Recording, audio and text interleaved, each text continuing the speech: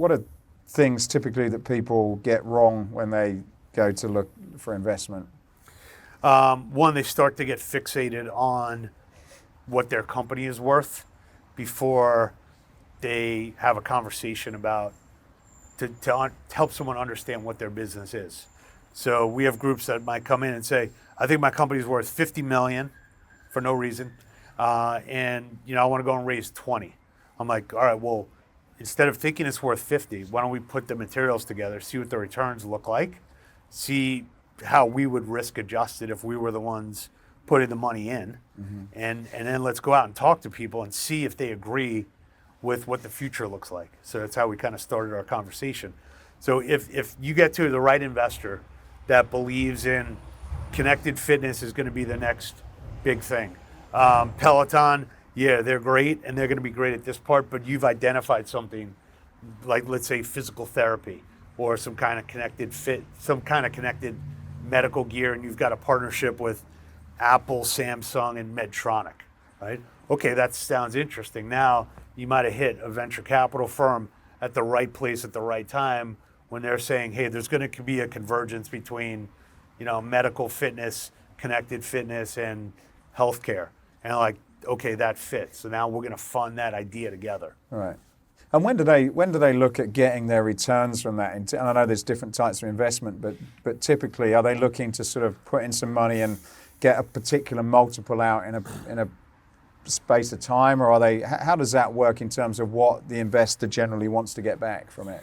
Yeah, look, it typically was a 5 to 7 year hold period, is what a private equity fund would say. Venture firms, it could be, they could put money in and they could be out in 6 to 12 months. They could be out in 10 years. They could be out never. So typically the funds that most groups are going to work with raise money from pension funds, endowment funds, colleges, high net worth investors, and they basically ask for the money for a 10-year period. So over a 10-year period, we have $1 billion fund and you have 10% of that, so you're committing $100 million to my fund. And then when we do a deal, we're going to send you a fax, or we're going to send you an email that says, we're funding this deal next Monday. By Friday, you have to have your 10% of this deal, funded, so we can fund the transaction. So it's typically a 10-year period. So you invest really heavily over the first 5, reserve some capital, and then try and build the companies and sell them, within the 10-year period. Right. And what are they typically looking to get back on their capital then? If it's a venture firm, they're looking for the home run, the next Uber or the next Google or DoorDash or what have you. But they typically generate, anywhere between 30 to 40% returns. But that's, money in today and then money out, in a long period of time. And then if you look back, it would have been 30 or 40% is what they would have made each year, right, on the internal rate of return. Private equity funds are more in like the 20s percent IRR. And then, if it's a debt fund, it could be anywhere between 6 to 12%. Right. And do you use different types of companies depending on where your business is in its sort of lifespan? Correct. Right. Yeah. So if you're early stage and you don't have any EBITDA or cash flow, you're going to be talking to venture firms or family offices. If you got, let's say, 3 million of EBITDA and higher, then you're going to be talking to growth equity funds. If it's over 10, it's probably private equity. And that's kind of how the trajectory flows. Right. So a couple of questions then before we wrap up. So if people are interested in finding out more about this, how do you work and interact with people that are looking to raise funding or to grow their businesses? Yeah. Well, first thing is we run something called a Halo Academy. So I run a 2-week kind of business school intensive where we go through Peloton, CrossFit,